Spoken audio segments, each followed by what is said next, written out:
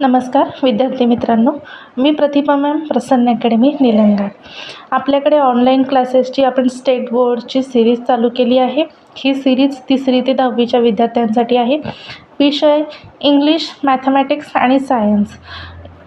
आपण तिन्ही माध्यमाच्या विद्यार्थ्यांसाठी घेतो आहे. पण काही विद्यार्थ्यांनी मला खास विषय इतिहासाचा विषयसुद्धा स्टार्ट करायला सांगितला आहे. म्हणून त्या विद्यार्थ्यांसाठी मी इतिहासाचा विषयसुद्धा ऑनलाईन स्टार्ट केला आहे. सर, आजचा आपण घेणार आहोत 4थीचा इतिहास बघणार आहोत. सेमीच्या विद्यार्थ्यांसाठी 4थीचा इतिहास बघणार आहोत. आता हा विषय इंग्लिश मिडियमच्या विद्यार्थ्यांसाठी सुद्धा सेमच असतो, फक्त लँग्वेज थोडी बदलली जाते. हो, तर आपण बघणार आहोत. तर ह्या पूर्ण वर्षामध्ये आपल्याला इतिहासामध्ये छत्रपती शिवाजी महाराजांचा इतिहास बघायला मिळणार आहे. त्यांच्या आधीचं आणि त्यांचे नंतर जीवन कार्य सगळं ते बघायला मिळणार आहे यावर्षी. आणि हा जो विषय आहे इतिहास शिवाजी महाराजांच्या कारकिर्दीचा, हा शालेय विद्यार्थ्यांसाठी तर महत्त्वाचा आहेच. पण जे विद्यार्थी स्पर्धा परीक्षेचा अभ्यास करत आहेत त्यांच्यासाठी सुद्धा हा खूप इम्पॉर्टंट टॉपिक आहे. आणि त्या विद्यार्थ्यांसाठीच कॉम्पिटिटिव्ह एक्झाम्स जे विद्यार्थी करत आहेत त्यांच्यासाठीच आपण खास एक फाउंडेशन बॅच, ऑनलाईन बॅचसुद्धा लवकरात लवकर स्टार्ट करणार आहोत. बेसिक फाउंडेशन बॅच स्टार्ट करणार आहोत. ठीक आहे, तर आपण धड्याकडे बघूया. तर पहिला जो उतारा आहे, आता हा जो टॉपिक आहे, हा टॉपिक आहे की जन्मापूर्वींचा महाराष्ट्र, म्हणजे छत्रपती शिवाजी महाराजांच्या पूर्वीचा जो महाराष्ट्र आहे त्याबद्दल थोडक्यात इथे माहिती दिली आहे, ती आपण बघणार आहोत. तर पहिला जो उतारा आहे, या उतार्यामध्ये आपल्याला हेच सांगितलेलं आहे की छत्रपती शिवाजी महाराजांचा जयंती ही आपण कशी सेलिब्रेट करतो, आपल्या कॉलेजमध्ये, आपल्या स्कूल्समध्ये, आपल्या समाजामध्ये आपण कसं सेलिब्रेट करतो त्याच्याबद्दल इथे थोडक्यात माहिती दिली आहे. पुढचा जो उतारा आहे त्याच्यामध्ये म्हणलेला आहे की शिवाजी महाराज ज्या काळात होऊन गेले तो काळ मध्ययुगाचा होता. आता हा महत्त्वाचा पॉईंट आहे. शिवाजी महाराज ज्या काळात होऊन गेले तो काळ कुठला आहे? मध्ययुगाचा. त्या काळी सर्वत्र राजेशाही होते. हो, त्यावेळेस पूर्ण राजेशाही प्रथा होती. त्यावेळेसचे राजे जे होते ते फक्त स्वतःच्या हिताचे, स्वतःच्या चैनीचाच विचार करत होते. त्यांचं पूर्णपणे प्रजेकडे पूर्णपणे दुर्लक्ष झालेलं होतं. ते फक्त स्वतःचा विचार करायचे. हे सगळं सांगितलेलं आहे. शिवाजी महाराजांनी महाराष्ट्रामध्ये स्वराज्य निर्माण केले. स्वराज्य म्हणजे स्वतःचे राज्य. स्वराज्य म्हणजे स्वतःचे राज्य.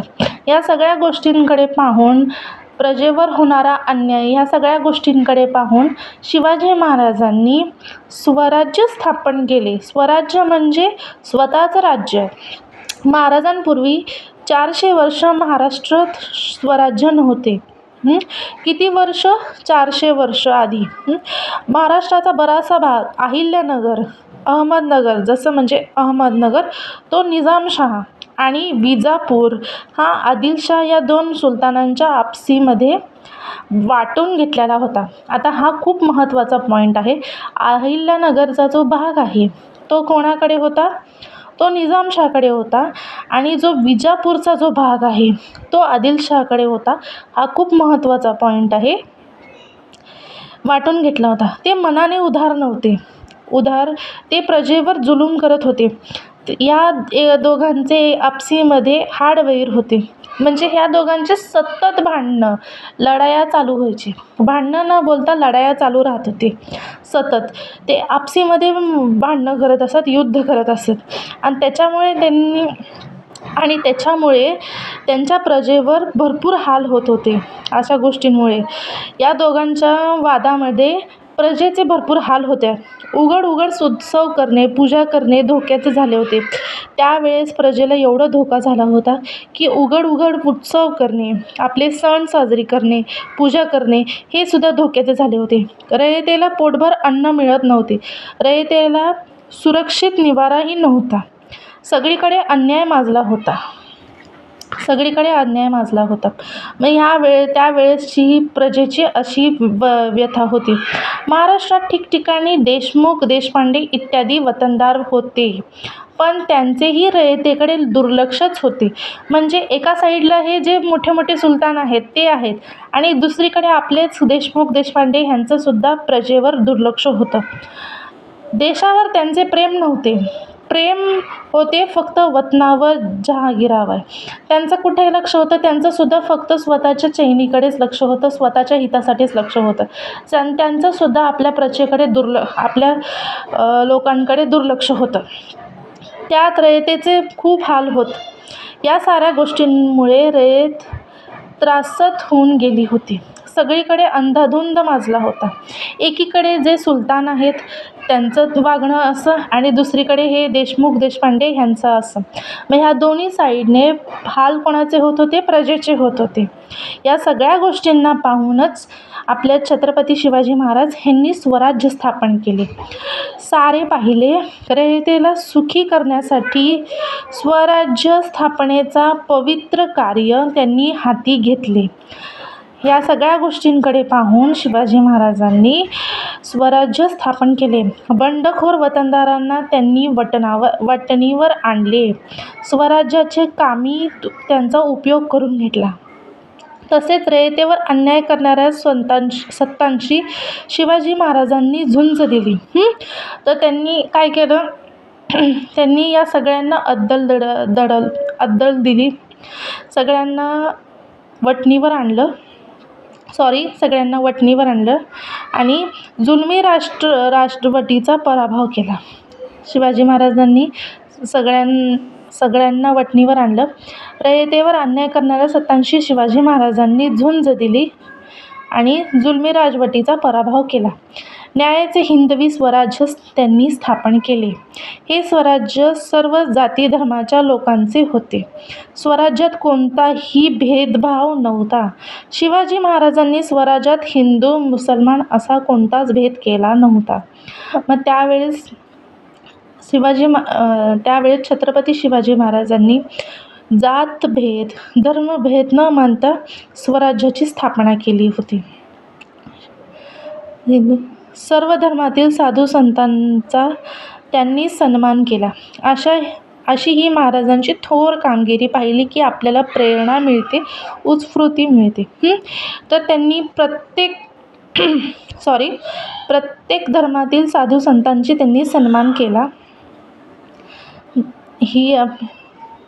शिवाजी महाराजांपूर्वी सुमारे 300 ते 400 वर्ष महाराष्ट्रामध्ये अनेक संत होऊन गेले. त्यांनी केलेली कामगिरी शिवाजी महाराजांना स्वराज्य स्थापनेच्या कामी उपयोगी झाला.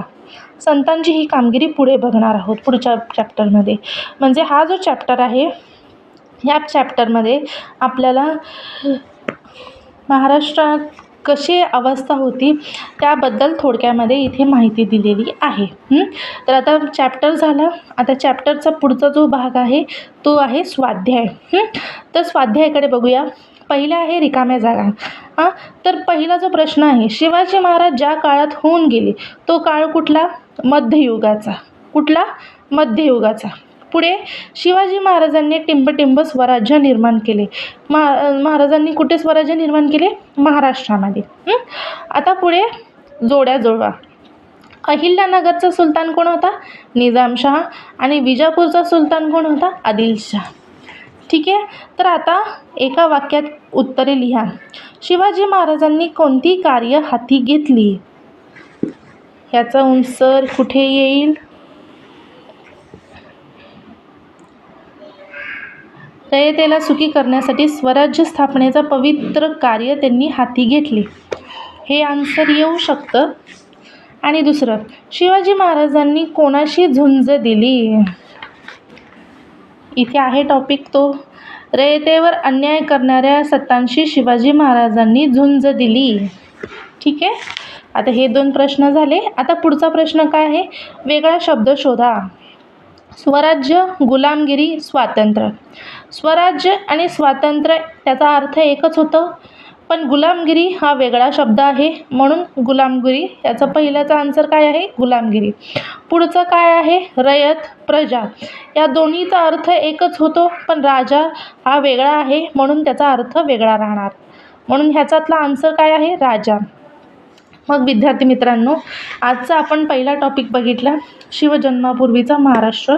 थोडक्यामध्ये शिवाजी महाराजांच्या आधीचा थोडाच काळ आणि त्यांनी नंतर स्वराज्य स्थापनाची सुरुवात कशी केली ते या चॅप्टरमध्ये आहे. त्याच्या पुढच्या चॅप्टरमध्ये आपल्याला संतांची कार्य बघणार आहोत आपण. तुम्हाला हा माझा व्हिडिओ कसा वाटला प्लीज मला पिन कमेंटमध्ये सांगा. मला कमेंट्समध्ये सांगा आणि तुम्हाला कुठल्या विषयावर माझा व्हिडिओ बनवलेला आवडेल मला प्लीज सांगा. थँक्यू.